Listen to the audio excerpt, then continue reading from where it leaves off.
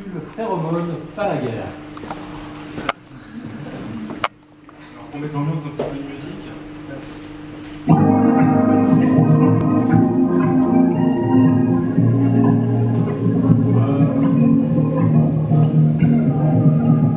Ah, l'amour et ses moments magiques.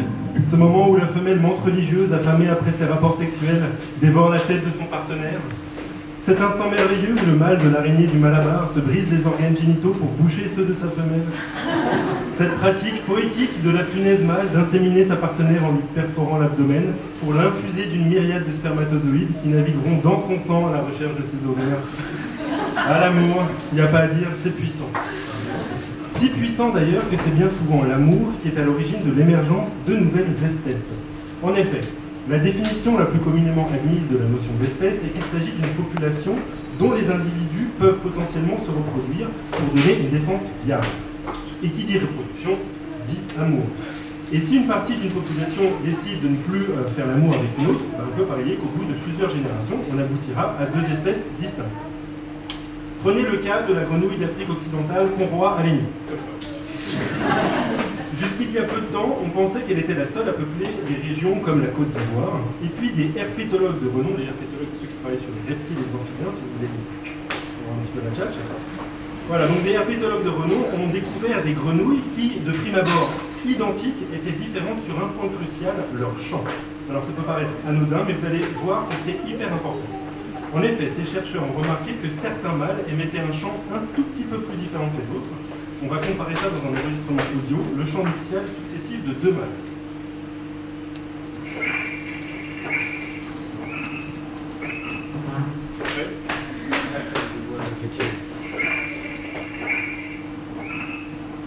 Ouais, hein, c'est pas très différent, mais en fait, ça l'est énormément. Parce qu'après une batterie de tests génétiques, ces chercheurs ont d'ailleurs confirmé que chaque population, avec son chant spécifique, correspondait en réalité à une espèce différente. La première garde le nom de Conroy aléni et la seconde porte le nom temporaire de Conroy sp. Et il est très probable que si ces populations se sont scindées en deux espèces, ce soit justement à cause de cette histoire de sélénone. Alors imaginons-nous par exemple dans la peau gluante d'une femelle Conroy aléni. Soudain, un mâle de notre espèce nous fait la cour. Transposé en musique des années 80, ça nous donne ça.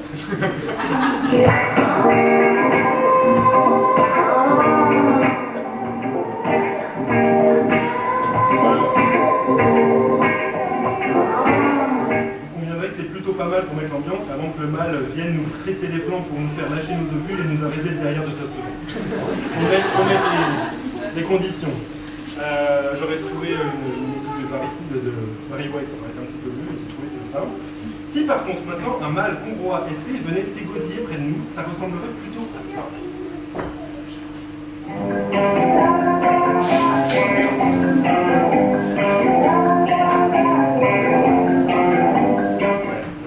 C'est pas top, hein. Niveau sex appeal, il va falloir repasser.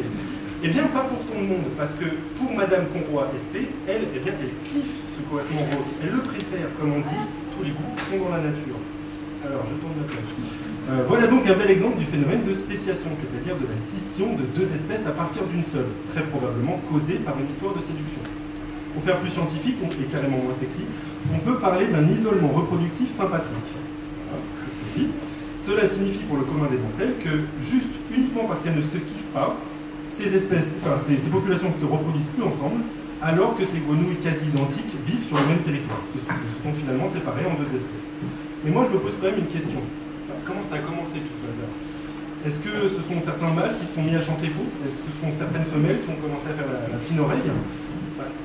Il semblerait que dans un cas comme dans l'autre, la variation mène à une impasse. Je m'explique. On a l'impression que dès qu'un individu essaye de faire l'original en termes de technique de drive, par exemple se mettre un slip sur la tête, ça ne va pas marcher, il risque de ne pas choper et donc de condamner ses possibilités de transmettre ses gènes.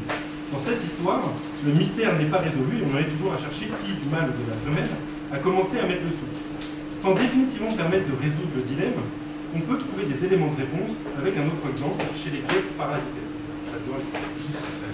Les guêpes parasitaires, c'est un peu mon dada. Pourquoi prendre des guêpes parasitaires pour investiguer la question plutôt que rester avec nos exotiques grenouilles? Je ne sais pas pourquoi je te montre. Je prends pas mal. Eh bien, c'est parce que ces insectes ont un moyen de communication sexuelle très pratique à étudier, les phéromones. Les phéromones, c'est quoi? Ce sont des substances volatiles avec une composition bien spécifique et qui permettent à certains animaux ou plantes de communiquer et notamment d'attirer ses partenaires sexuels. Alors l'avantage avec les phéromones par rapport au chant, c'est qu'il s'agit de molécules dont on peut déterminer très précisément la composition. C'est pour ça qu'on revient avec l'exposition chimique. On va trouver un lien. Prenez les guêpes parasitaires du genre Nasonia. Pour se reproduire, les mâles attirent les femelles en émettant un cocktail de 2 phéromones. Le 4-R5-S5-hydroxy-4-décanoline et le 4-méthylquinazoline. Alors on va contracter en RS et MQ pour pas trop compliquer l'affaire. Et je vais demander à mes fidèles podcasteurs de chanter. Alors, Alan, tu vas faire le MQ. Si le public veut chanter en même temps, il n'y a pas de problème. Ah bah s'il vous plaît. Le MQ. C'est quoi le MQ? MQ. David, tu vas faire le RS. RS.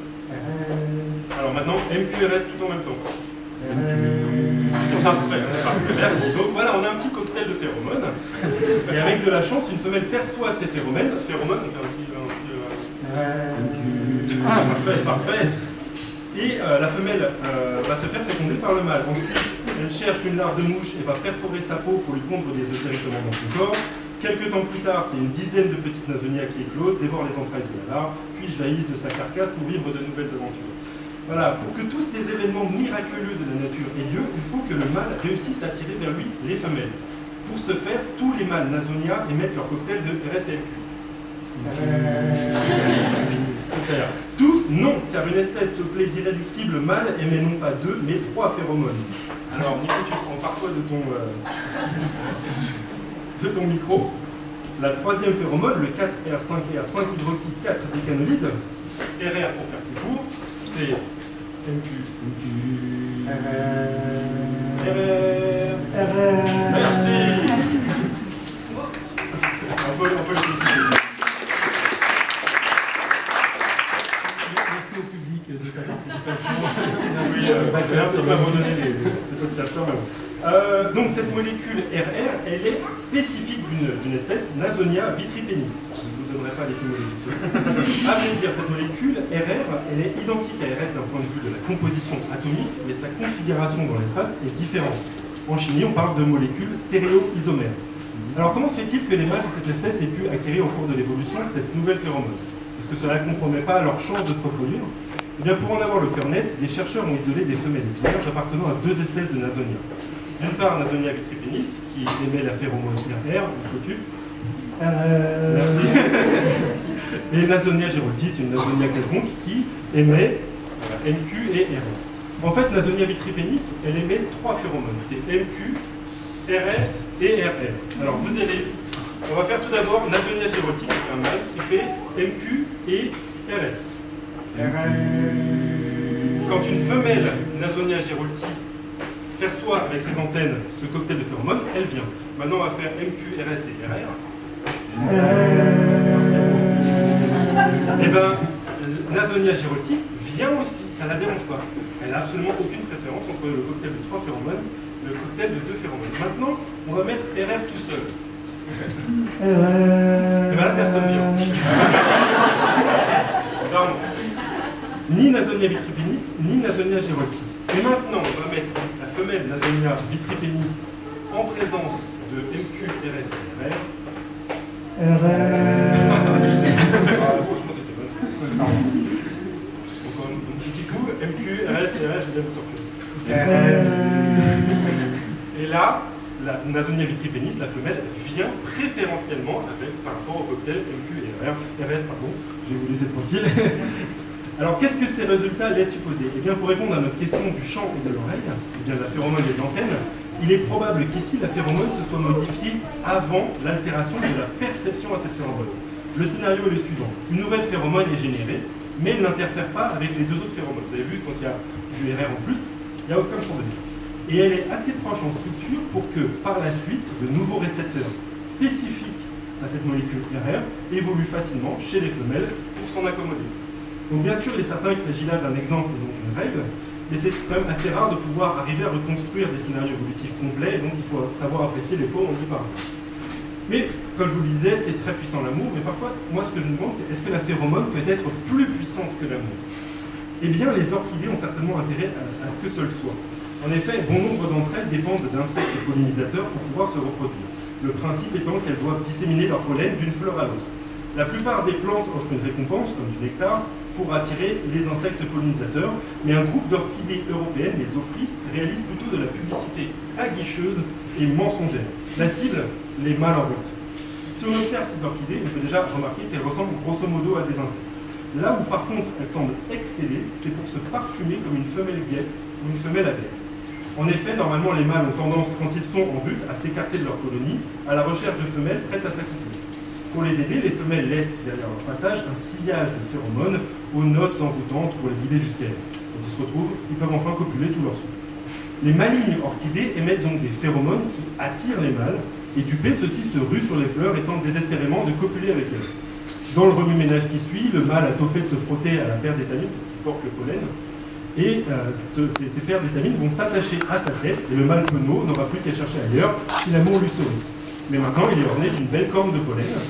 Avec de la chance, il va rencontrer une nouvelle fleur, et dans son nouvel essai, il déposera le pollen tout partout sur cette fausse femelle. En gros, on peut considérer que ces mâles servent de pénis volant aux fleurs d'orchidées.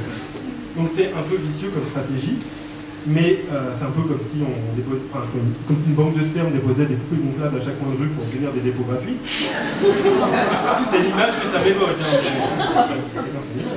La stratégie est si efficace qu'il n'est pas rare de voir un groupe de fleurs envahi par une horde de mâles en manque de sexe qui, s'ils n'arrivent pas à accéder à la source de l'entêtant parfum, n'hésitent pas à calmer leur pulsion en tentant de copuler avec leur petit canin.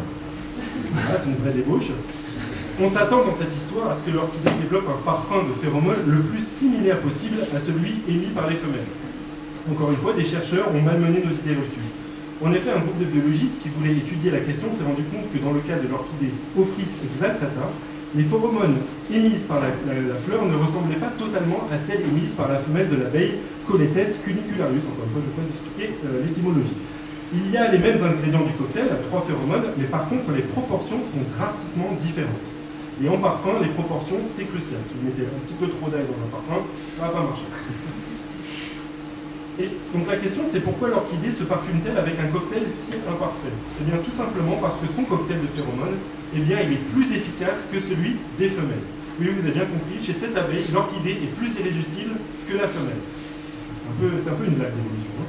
Pour mieux comprendre, il faut savoir que chez la plupart des abeilles, les mâles ont tendance à vouloir s'éloigner le plus possible de sa colonie d'origine afin d'éviter la consanguinité. Du coup, ils sont souvent plus sensibles à un parfum légèrement différent que celui qu'émettent ses sœurs. Avec le parfum de l'orchidée, ils se confrontent à une sensation totalement étrangère. C'est l'appel de la nouveauté, de l'exotisme. Du coup, la pression de sélection sur l'orchidée n'est pas d'obtenir des phéromones les plus semblables aux femelles, rectangulité, mais bien de réaliser des formules inédites. C'est la course à l'originalité. Alors, ce qui est original en tout cas, c'est que par désir amoureux, ces mâles puissent dorloter les végétaux. L'amour rend bel et bien aveugle.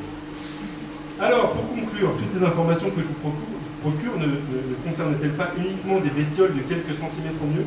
En quoi cela pourrait-il avoir un quelconque intérêt pour nous, humains? En gros, toi, mâle, tu te demandes si nous, humains, avons des phéromones? Eh bien, je peux te répondre car oui, j'ai explication.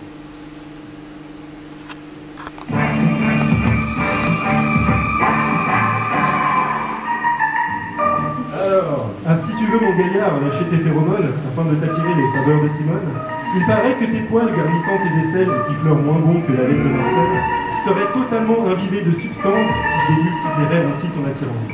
Seulement, il y a un problème essentiel pour décoder l'odeur. Il faut le matériel. Un organe précis, le voméronasal, confère au rat, au chien, ce pouvoir primordial. Mais chez nous, les humains, il paraît vestigial. Les phéromones humaines sont un mythe proverbial. Pour conquérir un cœur, tu vas devoir séduire. Oublie donc tes pratiques qui la poussent à s'enfuir et célèbre plutôt la nature bienveillante qui t'ôte le besoin de vérifier ses forces.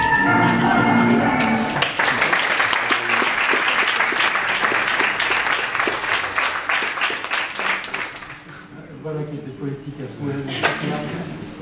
Bon, Nico, des nouvelles de Stetson?